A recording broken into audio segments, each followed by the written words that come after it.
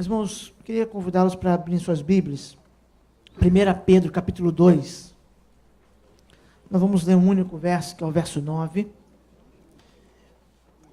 E a partir desse versículo e de outras passagens da Bíblia, nós vamos pensar sobre esse tema. Geração eleita, livres e transformados para dar frutos. 1 Pedro, capítulo 2, verso 9.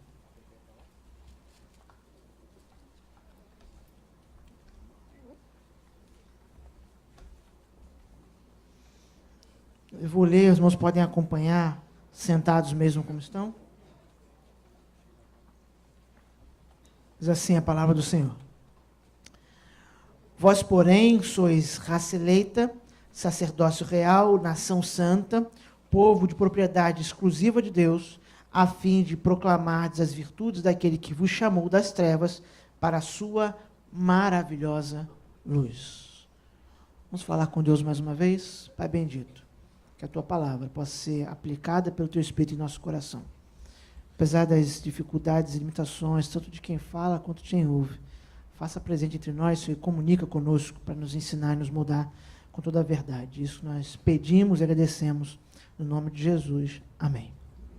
A partir desse texto, que é um versículo bastante conhecido, com certeza, se você tem algum tempo de caminhada cristã, você já viu esse versículo sendo usado como tema de congresso, às vezes está estampando uma camisa, às vezes ele é repetido de cor, mas talvez ele seja repetido ou usado sem a devida reflexão, meditação sobre algumas verdades profundas que estão nessas simples palavras do verso 9 de 1 Pedro. Mas antes de entrar nessas palavras e tirar algumas lições importantes sobre o que acontece quando nós fomos feitos povo de Deus, quando fomos eleitos, ou seja, fomos feito povo, o que acontece com isso? O que isso significa? O que isso quer dizer? O que se espera de nós? Antes de entrar nesses pormenores para responder essas perguntas, vamos lembrar a carta em si. Essa carta eu falei hoje de manhã, na mesma carta, no capítulo 3. Então, a introdução é basicamente de mostrar a carta a mesma, mas para quem não estava aqui, ou talvez quem não se lembre, Pedro escreve essa carta para cristãos que estão dispersos, estão espalhados por causa de perseguição. Esses cristãos estão, especificamente, os primeiros destinatários, eles estão na Ásia Menor. Eles saíram para salvar as próprias vidas, salvar as propriedades, para tentar preservar a sua segurança. Mas quando eles saem, eles são instruídos pelo apóstolo de como deve ser o proceder cristão. E é interessante, como eu disse pela manhã, que Pedro não dá como resposta para aquele que está sendo perseguido, que está em um ambiente hostil, uma possibilidade de um coitadismo, ou de uma autocomiseração. Ele não diz, olha, coitado de vocês que estão nessa situação. Não. Ele diz, olha, o que se espera de vocês?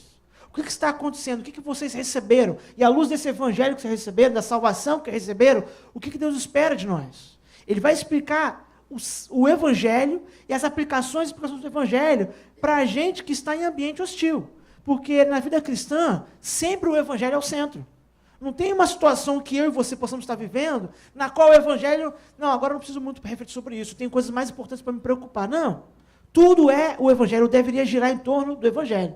Pedro mostra isso claramente nessa carta, respondendo a gente que está num momento muito difícil.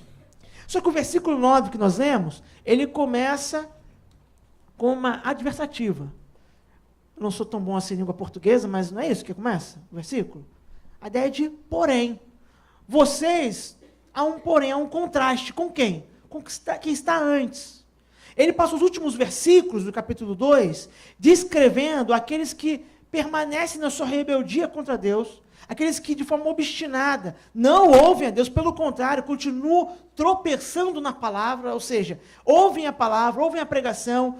Que palavra é essa? Que Jesus é o Messias, é o Salvador, é o Filho de Deus, e mesmo assim permanecem em rebeldia. Ele diz, esses tropeçam, mas vocês, porém, vocês que ouviram essa palavra, essa mensagem, vocês são diferentes, vocês foram feitos diferentes, vocês foram chamados para algo diferente, vocês foram eleitos para algo diferente. É isso que ele está dizendo com essa adversativa no início do versículo 9. Então a pergunta é, tá bom, nós somos feitos povo de Deus. Há uma mudança ocorrendo em nossa vida, Deus iniciou um processo, mas o que isso quer dizer de fato? Em que isso implica? E apesar de essa resposta ser muito longa, muito complexa, eu vou me ater, a partir desse versículo, em 3 facetas dessa transformação, ou em 3 implicações de ser feito povo de Deus, em 3 desdobramentos ou consequências de ter sido eleito povo de Deus a partir desse verso. Essa eleição é um chamamento. Ser feito de povo de Deus é uma vocação no sentido de ser chamado, ser trazido para a vida. E o que isso deve resultar? Primeiro, esse chamado é um chamado para ser livre.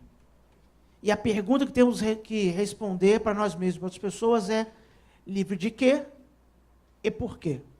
A primeira pergunta é: de que precisamos ser livres? Se você olhar para a sua Bíblia, o verso 9 que acabamos de ler, há algumas expressões interessantes. A segunda expressão, na minha versão, a quarta expressão é a expressão povo de propriedade exclusiva de Deus. Ou seja, nós somos um povo, nós somos feitos um povo que pertence a alguém. Subentende-se que antes nós pertencíamos a outra pessoa, ou estávamos debaixo do domínio de outro. E isso tem a ver com a liberdade que recebemos quando somos feitos povo de Deus. Nós antes tínhamos outro Senhor, outro que nos conduzia, mas agora Pedro diz, nós temos um novo condutor, um novo chefe. Nós pertencemos a novo povo, nós somos feitos povo exclusivo de Deus. E esse chamado, como eu disse, é um chamado primeiro para a liberdade. Antes de falar de que precisamos ser livres, nós temos que definir um pouco liberdade. Se você conversar com um colega, um amigo, e falar sobre liberdade à luz do Evangelho, possivelmente a primeira reação vai ser: mas eu sou livre. Quem disse que eu não sou livre? Eu sou livre, rapaz. Porque as pessoas têm uma percepção de liberdade como sendo a possibilidade de fazer o que eu quero, só que elas esquecem que elas sempre querem a mesma coisa. Elas sempre querem a mesma coisa. A pergunta é: quando uma pedra rola de cima da montanha, ela é livre? Ela cai livremente? Sim. Mas ela tem liberdade para subir a montanha? Não. Quando a água cai na cachoeira, ela cai livremente pela cachoeira? Sim. Cai livremente, não há cano, não há nada restringindo a sua queda. Mas ela tem liberdade para subir a cachoeira? Não. Assim é o homem sem Deus. Ele é livre para cair. É livre para descer. Mas ele não tem liberdade para subir. Ele não tem liberdade para ir no caminho inverso. Mas Pedro diz que nós recebemos essa liberdade. Nós somos feitos povo de Deus e nós não estamos mais debaixo daquilo que nos dominava. E para falar do que precisamos ser libertos, nós temos que lembrar, por exemplo, do contraste que o apóstolo Paulo faz em Gálatas capítulo 5, entre as obras da carne e o fruto do Espírito. E o verso 24 está aparecendo, queria que você lesse junto comigo. Os que pertencem a Cristo Jesus crucificaram a carne com as suas paixões e os seus desejos. A palavra carne não é essa carne física. Na mentalidade grega, helênica, havia a percepção de que a alma ou o espírito, às vezes variava a nomenclatura, era boa e o corpo era mau. Então o corpo era uma prisão para a alma. Por isso que os saduceus, que eram judeus que receberam ensinamento dos gregos, não aceitavam a ressurreição. Porque na mente deles o indivíduo veio a morrer, está livre, e agora vai ressuscitar, vai ficar preso de novo nesse corpo. Porque os cristãos sempre pregaram a ressurreição corpórea, a ressurreição do corpo. Os cristãos, a ideia cristã de ressurreição não são almas penadas andando por aí. É a ressurreição do corpo, um corpo glorificado. E os judeus não podiam aceitar isso porque os gregos não aceitavam, achavam que a carne, corpo, era ruim. Mas o apóstolo Paulo e o Novo Testamento, os autores do Novo Testamento, não usam carne nesse sentido. Eles usam carne no sentido de natureza pecaminosa, a natureza sem Deus. O que o homem é, deixado à sua própria sorte, sem Deus o conduzir, isso é a carne. Ela tem uma natureza, tem um aspecto. Então, o que Paulo diz lá em Gálatas, acerca desse contraste de obras da carne e fruto do Espírito, é que aqueles que estão em Cristo já crucificaram essa carne, ou seja, essa natureza, esse modo de agir, de pensar, esse sistema contrário a Deus, que ele vai, inclusive, usar palavras interessantes, vai falar sobre paixões e sobre desejos. É disso que nós precisamos ser libertos. O Evangelho é, antes de tudo, libertação de nós mesmos, dos nossos próprios descaminhos, da nossa própria cegueira, que nos faz seguir por caminhos perigosos. Provavelmente eu já disse isso aqui antes, Mas se faltasse luz aqui agora, ficasse um breu completo, a maioria de nós, se não todos, tentaria sair correndo, andar. De forma estranha, que eu não sei explicar, o ser humano, diferente dos animais, quando está escuro e ele não vê nada, ele tenta se mexer. Ele tenta ir para algum lugar. Os animais, quando não enxergam nada, normalmente ficam parados. O ser humano não, ele é distinto nesse aspecto, por alguma razão. Isso ilustra, mesmo que de forma limitada, como os homens agem na sua cegueira espiritual. Não enxergam nada, mas tentam se mexer a si mesmo. Tentam caminhar para algum lugar a si mesmo. E por isso caem em armadilhas, e por isso se ferem, e por isso morrem nos seus delitos e pecados. Então nós somos libertos, nós precisamos ser libertos do pecado, da carne, nossa natureza caída, dessas paixões, desses desejos que são contrários a Deus.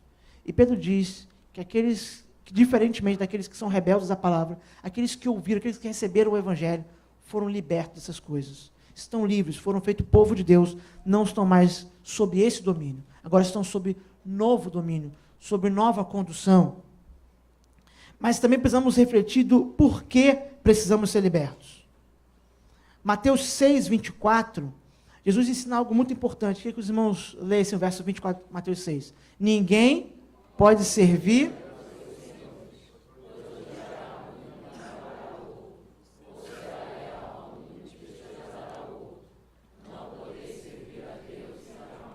Jesus usa como ilustração de duplo senhorio as riquezas, daí vem essa nomenclatura mamon, mas esse princípio nos ensina, ele vale para qualquer aspecto da vida, e principalmente a totalidade da vida humana. Nós precisamos ser libertos, a razão é porque não dá para ter dois senhores. Não dá para seguir dois comandos. Ainda mais quando esses comandos são antagônicos, são distintos. Não dá para continuar seguindo o príncipe desse século, seguindo nossa própria carne, seguindo nossos próprios desejos, e ao mesmo tempo tentar seguir a Deus. O príncipe diz agora, vocês pertencem a Deus, vocês não pertencem mais a quem pertenciam antes, e nem a si mesmos. Vocês pertencem a Deus, vocês são povo dele, propriedade dele.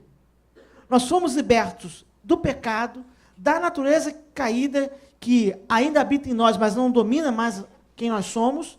Por quê? Porque nós, para servirmos a Deus, precisamos ter um único Senhor.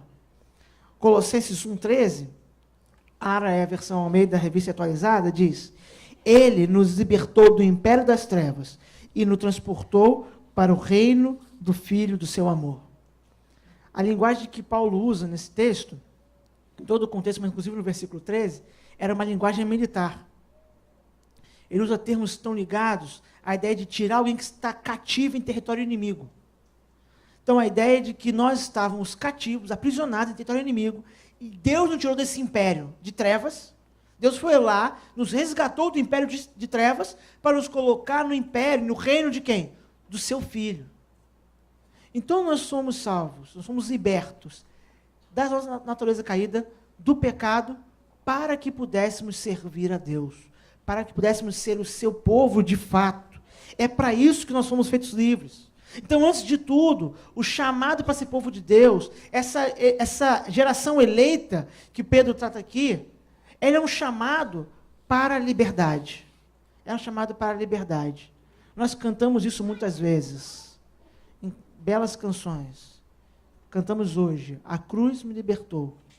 E nós não podemos nos esquecer disso. Nós somos feitos livres. Nós não éramos livres antes, nós éramos cativos, escravizados. Mas agora, em Cristo, temos liberdade. Romanos 7, 6. É um texto que eu gosto muito para falar sobre isso. Mas agora fomos libertos da lei, havendo morrido para aquilo que nos aprisionava, para servirmos de acordo com a nova ministração do Espírito e não conforme a velha forma da lei escrita. Por que eu gosto muito desse texto? Porque no imaginário da maioria das pessoas, servir e liberdade não se encaixam. Mas na vida cristã é exatamente isso. Nós somos chamados para ser povo de Deus, nós somos eleitos povo de Deus para servir. A nossa liberdade consiste em servi-lo. A nossa liberdade consiste em depositar toda a nossa vida para Ele. E Paulo, inclusive, diz que nós somos libertos para isso. Essa nova ministração do Espírito, diferente da lei. Porque a ideia é que a lei muitas vezes pode resultar em legalismo, ou seja, segui-la por temor simplesmente das sanções pela desobediência. Mas agora nós, alcançados pela graça, servimos como quem apresenta sua liberdade para louvar a Deus. Esse primeiro ponto, nós podemos aprender dele que em Cristo, meus irmãos, nós não somos mais escravos. Não somos mais escravos de nós mesmos, nossas paixões, nossos desejos. Nós não somos mais escravos do pecado e nós não somos mais escravos do nosso adversário, que usa tanto o pecado quanto as paixões dos homens para aprisioná-los. Em Cristo você é livre. Você se torna livre. E aí você pode ser água que sobe, água que vai cachoeira acima, em Cristo.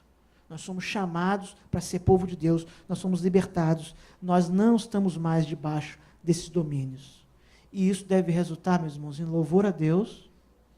Isso também deve resultar em busca por santidade, que é a segunda consequência ou faceta do chamado. Esse chamado é um chamado para a liberdade, chamado para ser livre, e por consequência disso, ele é um chamado para andar em novidade de vida. Olha de novo para o versículo na sua Bíblia. Você vai notar que tem uma expressão, que aparece aqui, que é a expressão nação santa. A palavra santo, quando se refere a nós, os discípulos, os filhos de Deus, ela não tem conotação de perfeição. Porque nós estamos em processo de santificação. A palavra santo, quando se refere a nós, ela tem conexão com da mesma maneira que a interpretação dela, que era entendido que os utensílios do templo no Antigo Testamento eram santos. O que significava essa santidade daqueles utensílios? Das materiais que eram usados no culto no templo. Eles não eram perfeitos, mas significava que eles estavam separados, consagrados para um uso exclusivo. Então ninguém poderia pegar um utensílio do templo do Antigo Testamento e levá-lo para os afazeres de casa. Ou simplesmente largá-los em qualquer situação. Não. Eles tinham sido produzidos e preparados e foram separados, santificados. Nós somos chamados à santidade, ou seja, a estar separados, distintos, separados para Deus, porque fomos separados do pecado. Então, o chamado para ser povo de Deus, essa eleição de ser povo de Deus, implica nessa novidade de vida. Por isso, Romanos 6,2 diz, nós que morremos para o pecado, qual é a pergunta que Paulo faz? Como seria possível desejar viver sob o seu jugo? O morto não tem mais desejos. O morto não tem inclinações. Ele não é tentado por nada. E nós estamos nesse processo. Interessante porque a Bíblia diz que nós morremos pecado, mas também nos chama a mortificarmos diariamente a carne. Romanos 8,13 fala sobre isso. Se vivemos segundo a carne, morreremos, mas se mortificarmos a carne, viveremos. Até hoje eu citei, na nossa classe de novos membros, um vídeo do John Piper, um vídeo de uns 6 minutos mais ou menos, onde ele comenta Romanos 8,13. O vídeo se chama Faça a Guerra. E o tema, a ideia central desse vídeo, ele vai dizer que muitos crentes lidam com o pecado com um coitadismo assustador. Uma tipo de lamúria sobre si próprio. Ah, coitado de mim, eu não consigo lidar com o pecado. Coitado daquele irmão, coitado da igreja, coitado. Ele vai dizer, nós somos chamados para a guerra. Para andar em novidade de vida, guerreando contra o pecado. Abandonando, renunciando ele. Porque ser geração eleita, ser povo de Deus, significa ter uma vida nova. Abandonar as antigas práticas que eram blasfêmia contra Deus, que ofendiam a Deus, porque agora nós somos feitos novos, um novo povo. E é isso que Pedro está lembrando aqueles cristãos. Enquanto eles caminhavam debaixo de perseguição, de acusações, inclusive acusações na sua grande maioria falsas, está dizendo, permaneçam como nação santa. E Pedro está aplicando aqui uma terminologia que foi aplicada em Israel. No livro de Êxodo, no livro de Deuteronômio e muitos outros livros do Antigo Testamento, Israel foi chamado para ser nação santa. Uma nação separada entre outras nações. Não porque ela era melhor que outras nações, mas porque Deus se separou com um propósito, com um fim. De forma, de alguma maneira, por Israel, glorificar o nome de Deus entre as outras nações. Por isso você vai ver, no livro de Salmos, tantas vezes as expressões, as nações, os povos. e aí sempre dizendo, os povos te louvem, as nações te glorifiquem, é porque Israel tinha essa função, separado, nação santa, nação separada, escolhida, para que Deus fosse glorificado entre os povos. E nós somos feitos nação santa, nesse chamamento que recebemos. Essa vocação de ser povo de Deus inclui essa novidade de vida, o abandono do pecado, o abandono de antigas práticas. Na carta aos Gálatas, no mesmo contexto que vimos há pouco das obras da carne, Paulo fala sobre andar no Espírito. Verso 16 e 17 do capítulo 5. Os irmãos podem ler? Portanto, vos afirmo.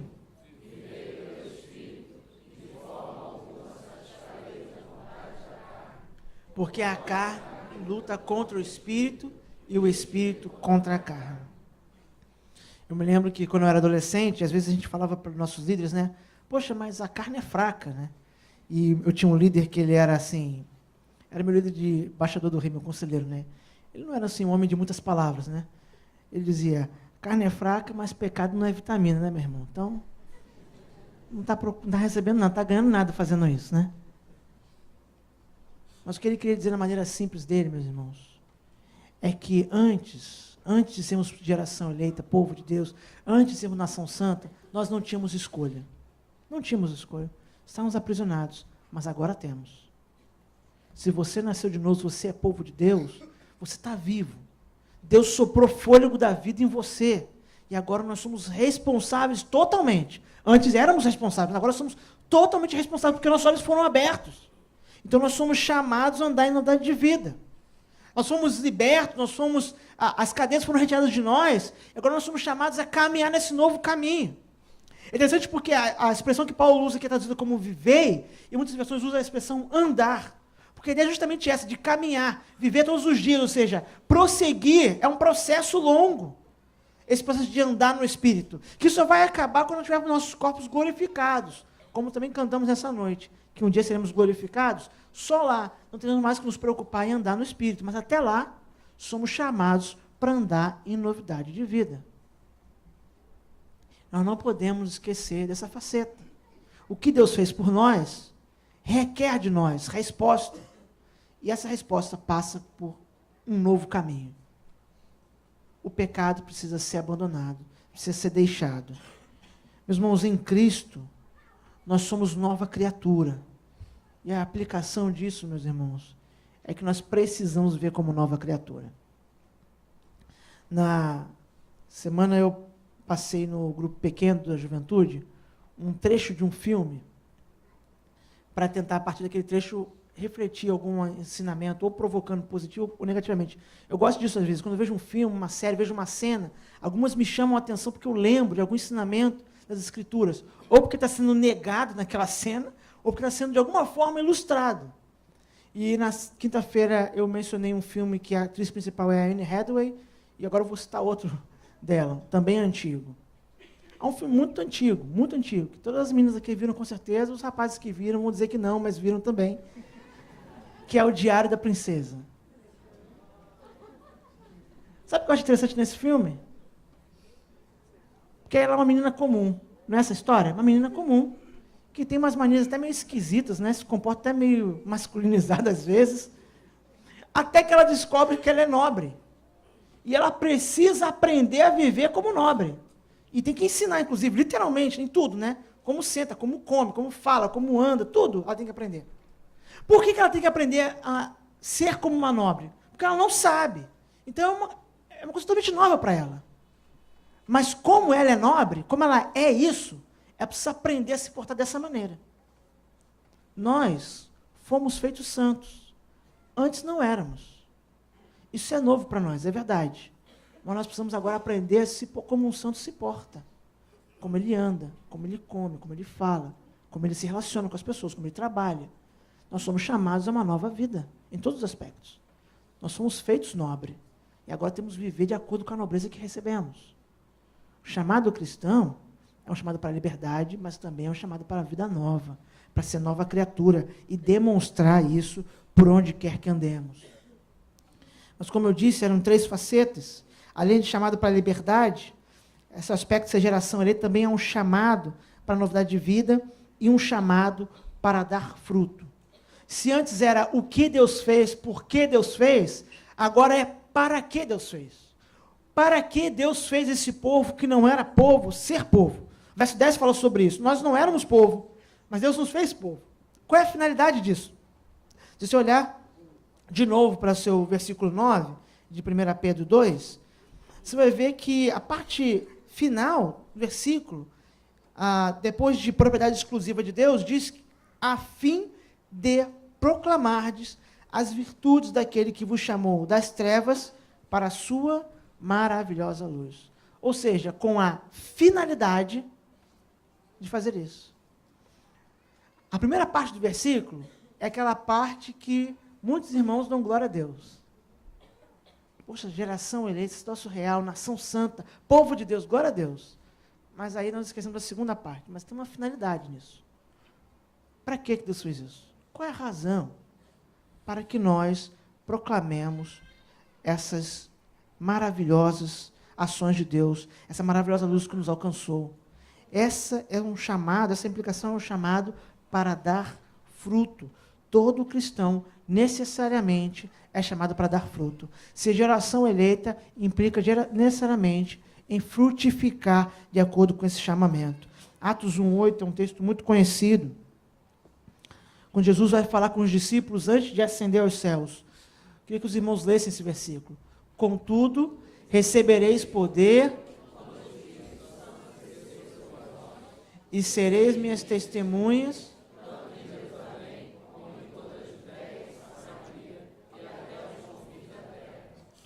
Dizem que as últimas palavras de um homem no seu leito de morte devem ser levadas a sério, porque ele não tem tempo a perder, né? Imagine as últimas palavras do mestre antes de ascender aos céus. A última coisa que ele fala para os seus discípulos, a última coisa, diretamente é essa: vocês vão receber poder para serem minhas testemunhas. Vocês vão receber poder para demonstrar isso que eu fiz aqui, para falar sobre isso, para encarnar isso. Não adianta nada nós entendermos o nosso chamado para ser povo de Deus como um tipo de lugar de apoio, muleta de apoio. A graça que nos alcançou, ela nos transforma para a santidade e ela implica em frutos. Não é por um acaso que Jesus diz que pelos frutos se conhecem as árvores. E depois ele vai dizer que na videira, que é ele, os galhos que não dão frutos têm que ser cortados. Nós precisamos entender o nosso lugar nessa videira. Nós somos ramos. E é preciso que sejam encontrados frutos em nós. Nós temos que ter cuidado quando falamos disso, porque às vezes isso é usado para gerar culpa, tentando fazer com que a culpa nos motive a fazer as coisas. Meus irmãos, a culpa não é um bom impulso para fazer as coisas. Inclusive, a gente tem que aprender isso. Eu também, como pais, porque às vezes a gente faz isso com os filhos, né? Tenta fazer com que eles façam as coisas por se sentirem culpados. Não é uma boa motivação, porque é uma motivação passageira.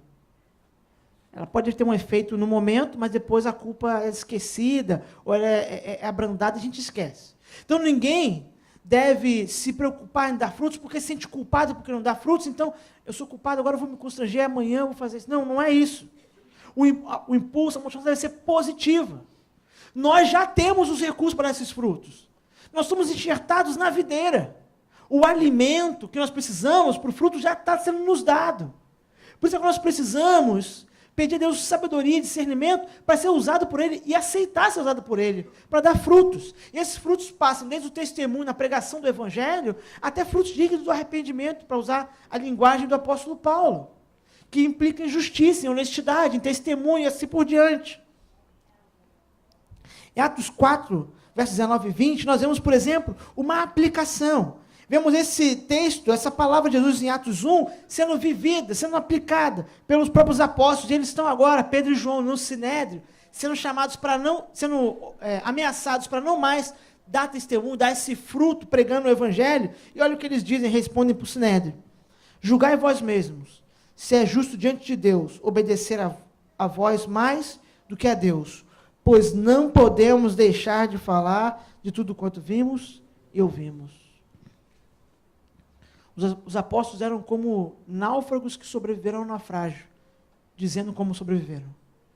Eles não podiam deixar de falar, não podiam deixar de explicar isso para alguém. É como qualquer coisa que nos deixa felizes, que seja uma coisa grandiosa, acontece conosco, e nós falamos para todo mundo. Não é assim que se espalha a boa notícia? O novo emprego, o novo carro, a nova casa, os filhos chegando. Quanto mais a boa notícia, a maior de todas, a melhor de todas as notícias, nós somos agraciados com ela, nós recebemos ela, e nós já fomos enxertados na videira. Agora precisamos dar frutos. Precisamos dar frutos.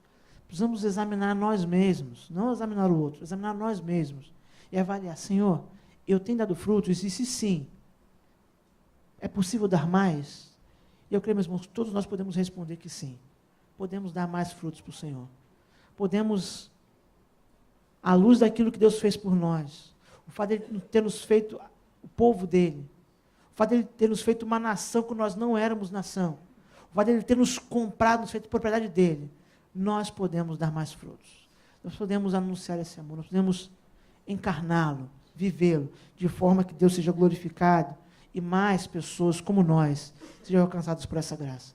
Nós podemos dar mais frutos, sim. Nós precisamos lembrar quem nós somos, mas quem nós éramos também. E aí sim, glorificar a Deus e trabalhar, servi-lo com nossos dons e talentos.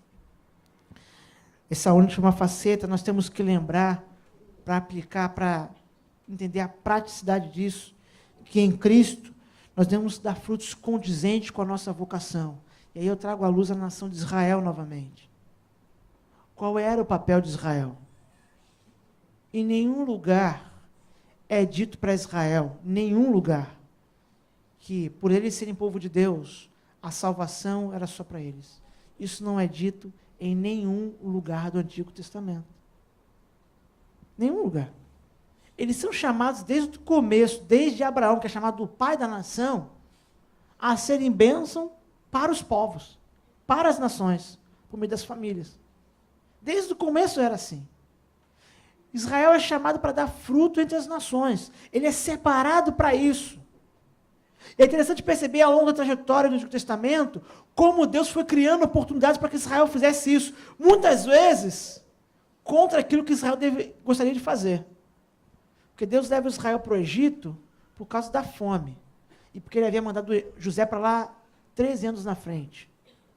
Mas é lá no Egito que Israel reúne muitos recursos que Deus vai usar depois, para que Israel possa ser uma nação estruturada, inclusive, entre outras coisas. Deus usa Israel para abençoar, no início, o povo do Egito, depois para trazer juízo, rebeldia de Faraó.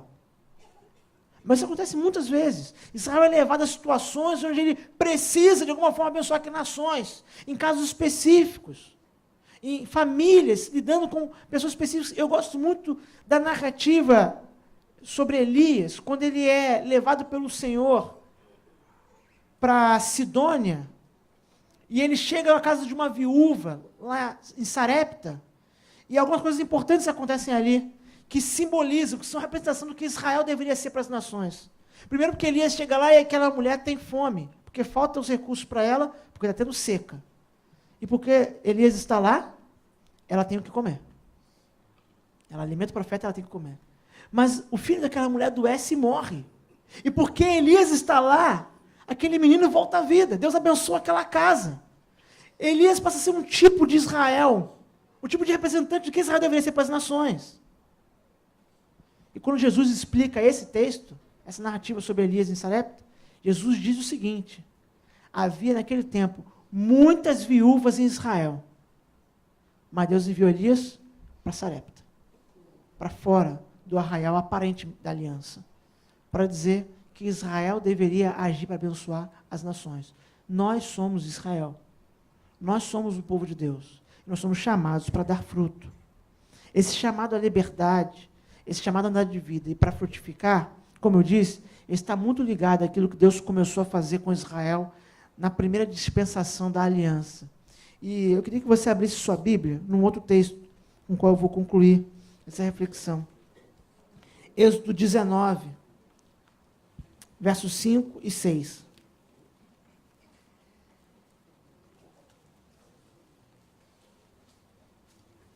Pedro, nessa palavra escrita à igreja dispersa, Pedro cita esses versos. Êxodo 19, 5 e 6, que se repete em Deuteronômio 7, 6 e em Deuteronômio 14, 16 também. Êxodo 19, 5 e 6.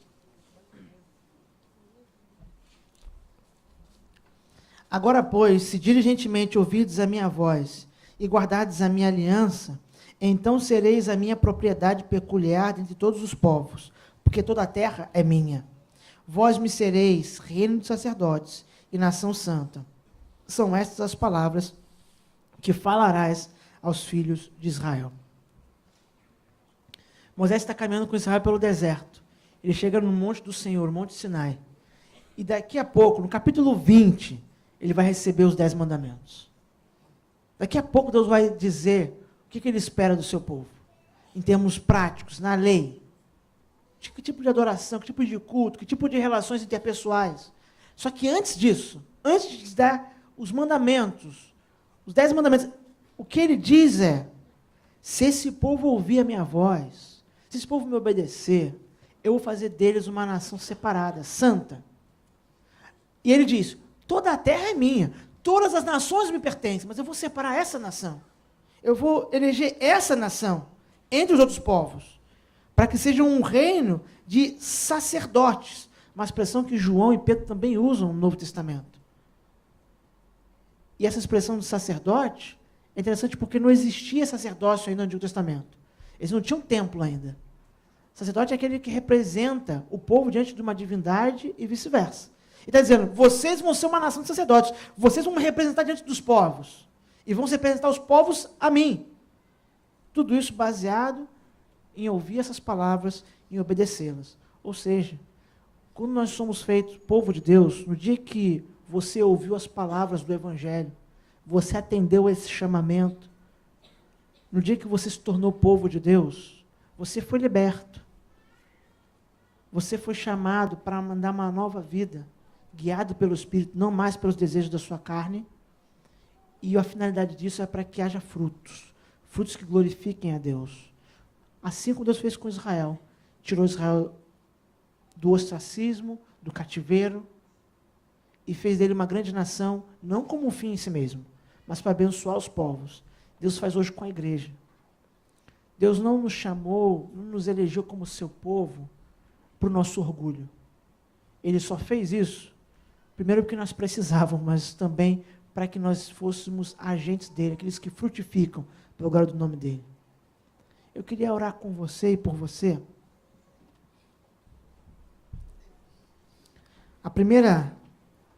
Primeiro ponto, a liberdade. Eu queria orar por aqueles que sabem que não têm certeza, não sabem que não podem afirmar com segurança que são livres em Cristo. Mas a partir do segundo, chamado para andar na novidade de vida, para dar fruto, para todos nós, que já fomos alcançados por essa graça. Vamos orar? Senhor Deus bendito, Pai, primeiramente nós te louvamos, nós somos gratos, porque nós não tínhamos nada que atraísse o Senhor, nada que o constrangesse a nos favorecer, mas pela tua graça e misericórdia, o Senhor nos fez seu povo.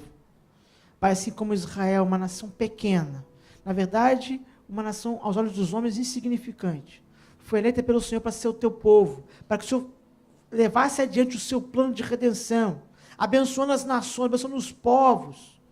Ó Pai, nós vemos agora como igreja, que esse é o nosso chamado. Nós fomos feitos geração eleita, um povo teu, porque antes nós não éramos teus, nós estávamos aprisionados, ó Pai. E nós te louvamos por isso, porque o Senhor nos libertou. Nós não podíamos nos libertar nós mesmos, ó Pai. Louvado seja o teu nome, porque em Cristo recebemos a liberdade. Pai, mas eu peço por aqueles que estão aqui nessa noite, que não têm essa certeza. No seu coração, talvez, digam para si mesmos, eu sou livre, eu faço o que eu quiser.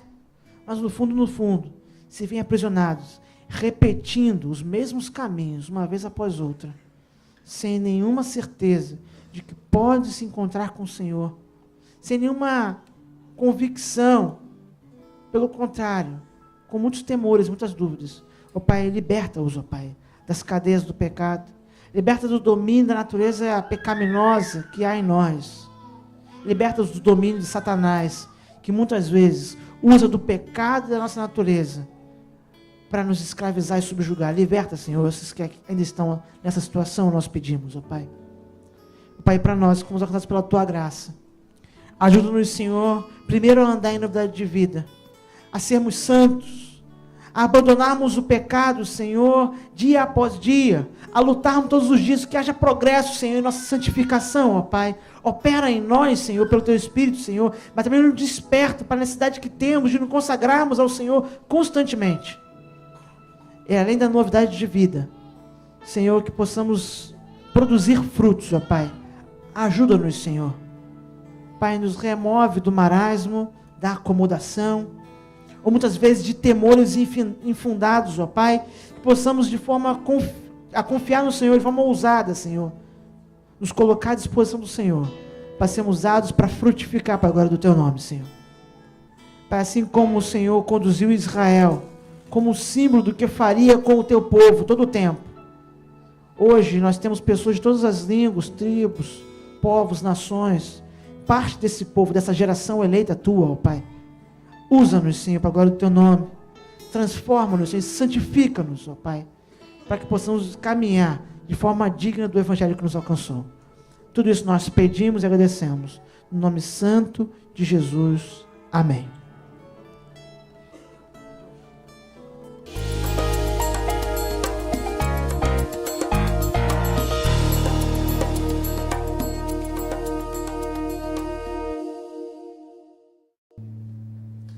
Tu és fiel, Senhor,